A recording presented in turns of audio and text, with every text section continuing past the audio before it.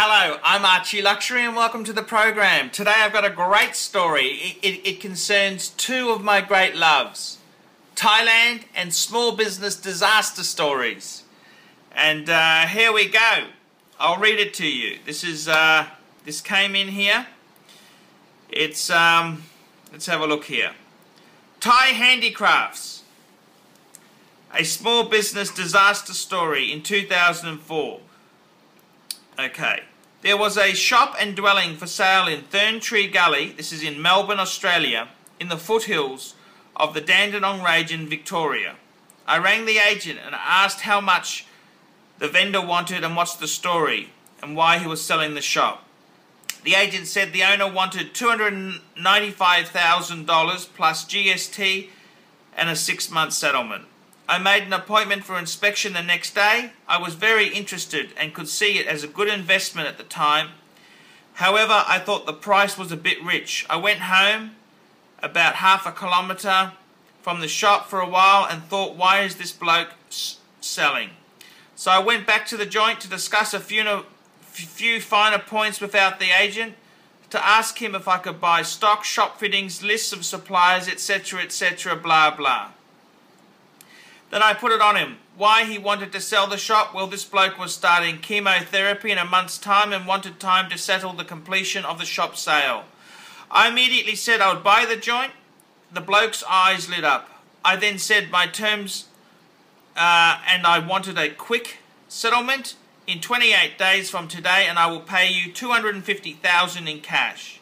He said, in cash? I said yes. Bank check, personal check, in gold, whatever you wished. He then knew I was feeding him about the sale.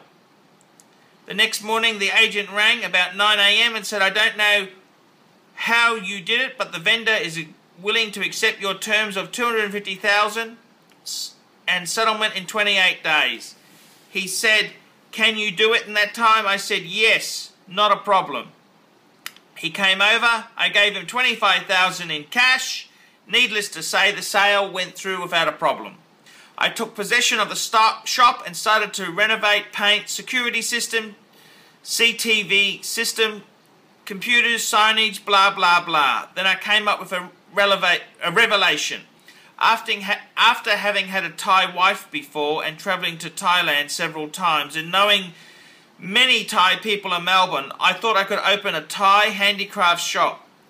There was no such thing like this in Australia at the time, and I thought that the economy was good.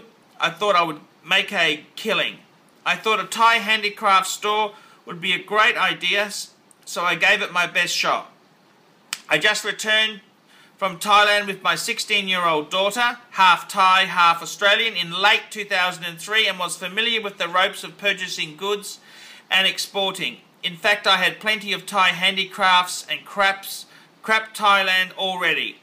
I rang my dear mate Lek in Bangkok, a bloke I'd known for 15 years, and told my business plans of buying a Thai handicrafts and reselling them in Australia. He thought it had potential, so off I went to Bangkok on a buying spree.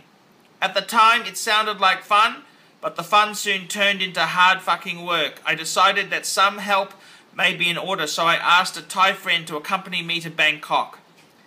Lek picked us up at the airport and went with my old hangout at the Royal Prince Hotel in Prompad, Bangkok. A nice 4-star hotel owned by the Dunsit Group and well away from the tourists. It's walking distance to the United Nations building and is frequented by international diplomats, so it's a nice, respectable place to stay. It's lovely walking into a hotel in Bangkok and being welcomed by people you know you feel like home, except with better service, room service 24/7, and you're in Bangkok. In Bangkok you can buy anything if you have the money and you get what you want. Find out later. In Bangkok you can buy anything, anything, if you have the money. You will get what you want if you find out later that you could have bought it cheaper. The only limitation to what you can get is your own imagination. The Thai people are very hard-working, very steeped with an honourable cultural and historical heritage. They're not fuckheads. They're no man's fool. when it comes to business. They're very astute. So buyer beware, you are in Bangkok. In light of all this, blah blah blah, it's off to buy handicrafts at Jugga Jug Market early on Saturday morning. Jugga Jug Market is the largest outdoor market in the world, and just great handicrafts, cheap, original, handcrafted products, appealing to the trendy travellers no matter where from. In general, tourist crap for the unweary tourist. I wish I had a buck for every time I heard the words, look at that, at JJ Market, and seeing some dopey tourists buy something when you know where to buy a dozen for the same price. Sorry, I digress. That day I withdrew from the ATM $10,000 at a time. I withdrew about 35,000. That's a lot of Thai baht, almost 1 million Thai baht. I have Thai handicrafts from arsehole to breakfast. You name it, I've got it. Amulet bags, clothing cushions, candles, paintings, pictures, porcelain, pillow, puppets, pearls, paper, products, etc. All the purchased items were brought to my hotel that evening without fuss.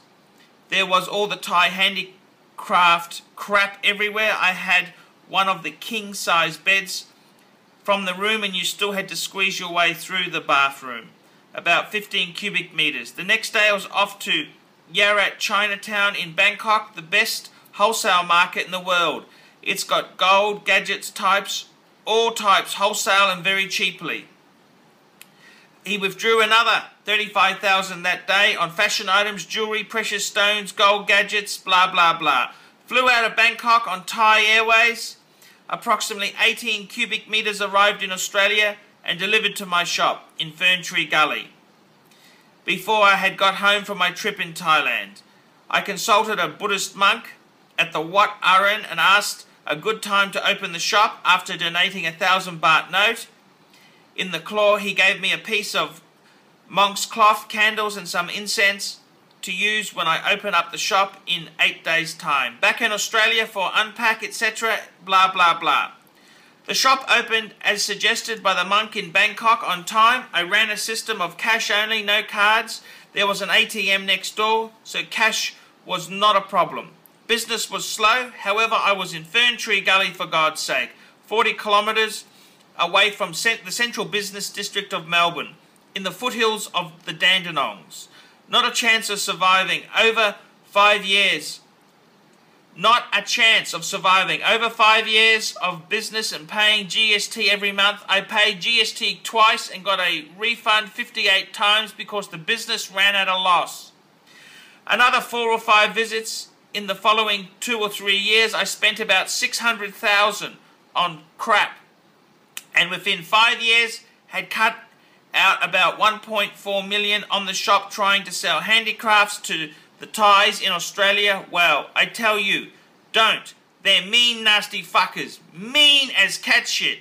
They come to your shop, walk around, don't say hello, want to know where you bought it, how much you paid, how much I will sell it to them, for what your best price, how long have you been doing this, going to Thailand, how much stock, and you can get more, you can ask, blah blah blah. After 5 years of seeing another side of the Thai community in Melbourne and their business acumen, it was enough. Their love of the buck and a lack of fairness, it was a shock. They would want to buy a product for the same price as you buy it yourself at Jugga Jug Market, then want a discount on all their purchases, want you to gift wrap it, ask if you can get a free gift as well because they have come to the shop, and then ask you to carry it to the car for them. They are mean, nasty fuckers. They're a little different in their own country. The exercise was a disaster, an absolute disaster. They are mean, nasty fuckers. Mean! There we go. Thailand, Thai handicraft store in Australia, another small business disaster story. I'm Archie Luxury. Tell me what you think.